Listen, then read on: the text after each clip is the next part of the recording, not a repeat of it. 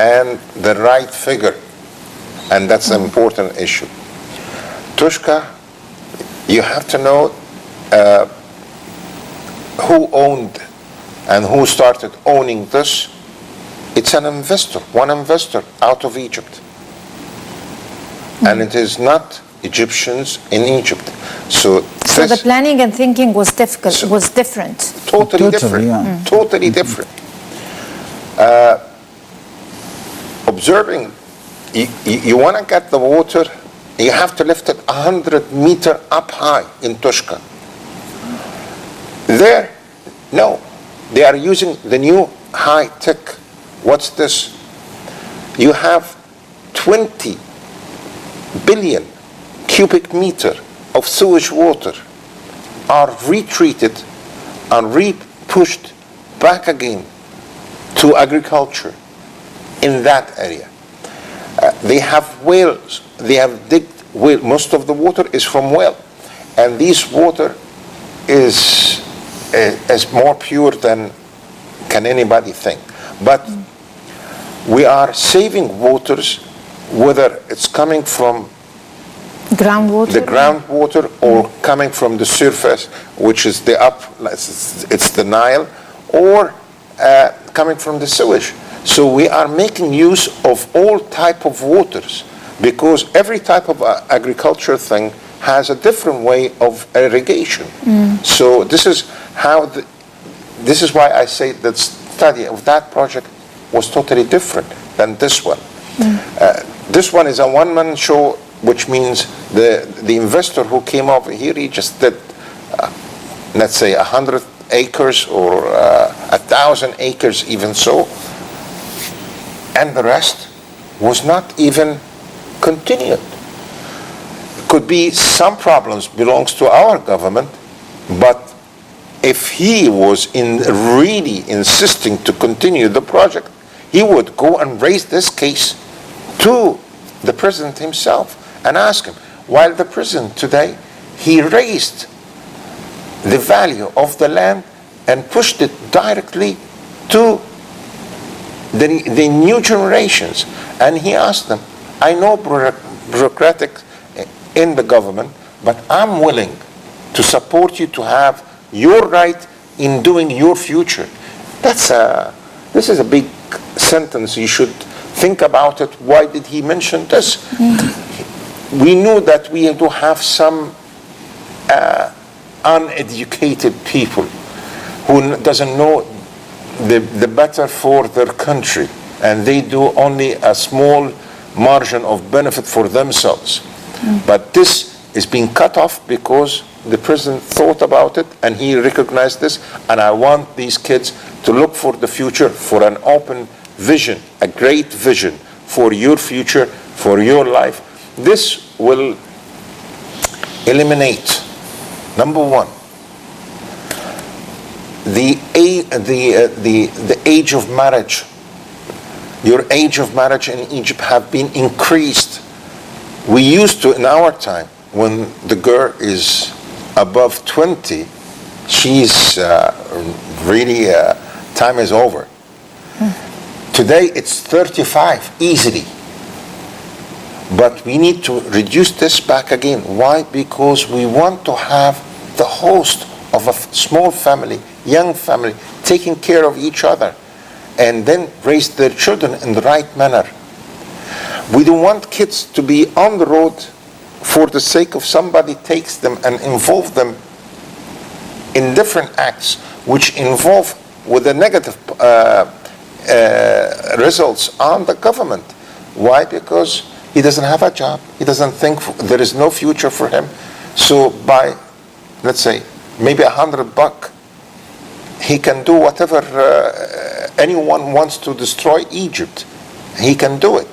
But by this way, you're cutting this off. You're clearing the vision. You're telling him... You're even changing the culture. You're changing the mentality. The person, during the 30 years of Mubarak, all these young generations, it's being blocked. It is blackout. Today, no, there is no blackout. The vision is there. You want to do your job. You want to earn your money. You want to get You own your land. I'm here to support you. That's what the message was done today from Sisi. When you start with the 10,000 acres, the first segment is 70,000 acre out of the 280,000 acre in Farafra. I want you to know that you did, in a very limited time, few months, you are harvesting and you are gaining something out of this land. This is a direct message to the young generations. Your future is not in the big cities, staying in the coffee shops or going and protesting for this. You want to gain your future, work for it. And this is how you work. I'm supporting you in this. But today, I see this message is like the three things I told you about. The mother, if you want to destroy the family, destroy the mother's image and the way. You want to destroy the country, destroy the education. You want to destroy the hope, make it black. So all these generations, you can do whatever you want to do with them in their future. They are only just a robot or toys for anyone to use them. Right now, it's different. We're looking for a better future. You are there, not for Fattah Sisi. You are doing this for your own personal future. You want to work for this? Do it. There is no bureaucratic things waiting for you to tide you up. Right. So, Dr. Ghazawy, the Agriculture Minister, talked about the ministry's plan to be able to execute this mega project, and he talked about the program of developing water. As we know that 20 billion cubic meters are being recycled to fulfill the rising demand of the land. So, next to the recycled water, there is going to be different sources of irrigation according to the different sources of crops. There is strategic crops, and there is the dual purpose crops, and there is the exporting crops, and all that, and we're going to get in detail about the different types of cultivating the crops. So about the irrigation, how will this be fulfilled? I mean, concerning the Nile water, when there is the dangers of the looming dangers according to the threats of the scarcity of water because of the Renaissance Dam. I mean, I'm talking about the near future, the coming decade or the coming 3 years. Is that going to be a challenge? Well, it's one of the positive things about the project that we have seen today, and it's a part of the mega project of reforming 1.5 million acres. Is that the water itself is not depending on our current Nile River water. None of it? No, it's mostly coming from either wells or recycled water, the groundwater or recycled water, which is really very impressive. And other part also will be coming from the process of water desalination. Water desalination is also a very rich resource of water. Probably it's costly, but over the extensive use and the mass production of water in this process, the cost will be much less. We still talk about the water. I mean, we talk about an inevitable tool for any production, for any agricultural process. So we cannot move even a single move without enough water. So if these resources, and we have all heard this morning, that this project, the water resources were even afforded before they finished the infrastructure of the project itself. So they started with water, they started with wells, enough wells, and desalination, some plants for desalination, and also the sewage water recycling. So what we can see today from the available information about this project is that the water issue has been resolved in a positive way, not depending on Nile River water. Not only because of Renaissance Dam in Ethiopia, even without the threat of this dam, that we still so far still thinking about a way to deal with that.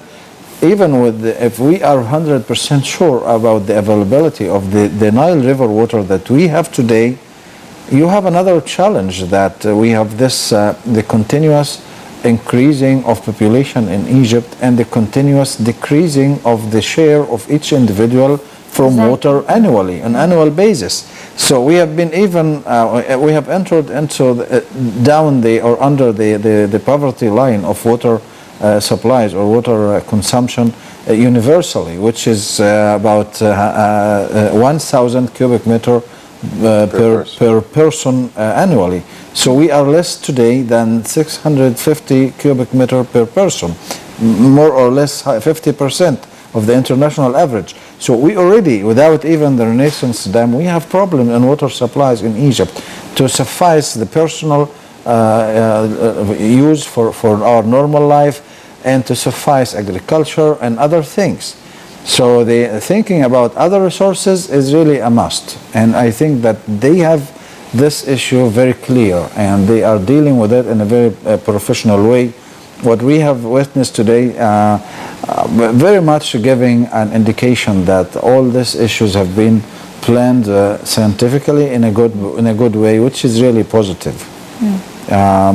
So I think also one of the other things that we have to focus on today is what the president said during his speech, that while he was calling youth to take their share in a confident way and start to work themselves, that he will save them, and such a project will save them the strenuous work of dealing with administration and administrative which is issues. in other words, this was going to be my second question to Dr. Shoreiba. He, like Dr. Ghazawy kindly mentioned or just drew the attention to one of the very important elements that President Sisi mentioned in his address to the people attending this very important event today, the element of escalating the procedures and the bureaucracy of effecting and executing such mega projects. I mean, in sense of development, in sense of construction, and how important is it to effect a project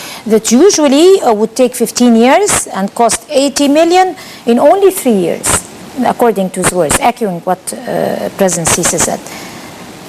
How can you elaborate on that? When we talk about this project, just something in my mind. We are talking about the future of Egypt, not even the future of this generations.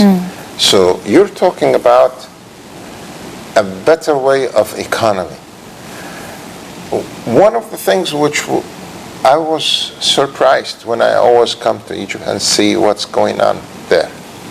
When I go to a supermarket, I found that I buy a Chinese pear. Where I'm always knowing that my pears are one of the best things. My orange, all the Gulf people are keen to have something like this, are in need to eat. And it is the most expensive one, by the way. It was sold this. Come on.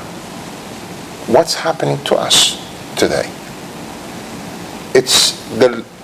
I call it, I don't want to speak about the past, but I said this is an era went on and it was a bad management, and now we are talking a very good positive management, and we are going to go for the future, and we're going to close the back door. This is finished. When he does something like this, he wants you to feel that you are getting your right without interference, without no support. You are not in need to know someone to get you this. You can apply by yourself and you can earn whatever you need, and according to your way of capacity of work. You are devoting yourself 100% for this. Go for whatever the figure you would like to have, and you can do it, because they will ask you. You didn't do it. You didn't do all of it. I know this. So it's not like the old time. And by the way, when you increase the level of the businessmen, the younger ones, you are increasing your economy rapidly. And the economy is going to go on a stable manner. Very good. Excellent. And that's the important part of this. I really urge the young generations. Think for what you are in need to the future, not the opposite side. The future. By the way, as for the water resources, which you were talking about, we are not taking from the Nile water no more than 11%. This is number one. Number two, you do have underground waters very close to the border of Libya, which is 3 times the size or 4 times, no, it is 100 times bigger than the consumption of water coming from the Nile. I'm not saying this because I would say I will have a a common way in talking about water resources with other countries. No. I'm going to get my right, which has been agreed for it, and I will stick for this. Then I'll think positive about what I have over there, because the 1.5 million acre, it will be the beginning and it will not be the ending, because we have to reorganize the population of Egypt in every spot in Egypt. I don't want any. You have more than 16 million people in Cairo. That's a disaster. Unfortunately, gentlemen, we ran out of time. I had a question for Dr. Ghazawy, but I can't anymore because my director is asking me to wrap it up. Gentlemen, Dr. Ibrahim Ghazawy, Professor of International Law, and Dr. Hussein Shoreiba, the economic analyst. Thank you very much for coming over, and thank you for your valuable input. And I guess this is where we end this edition of Windows and Current Affairs. Please do join us again next week in another new edition. Please stay tuned for more coming up on Nile International.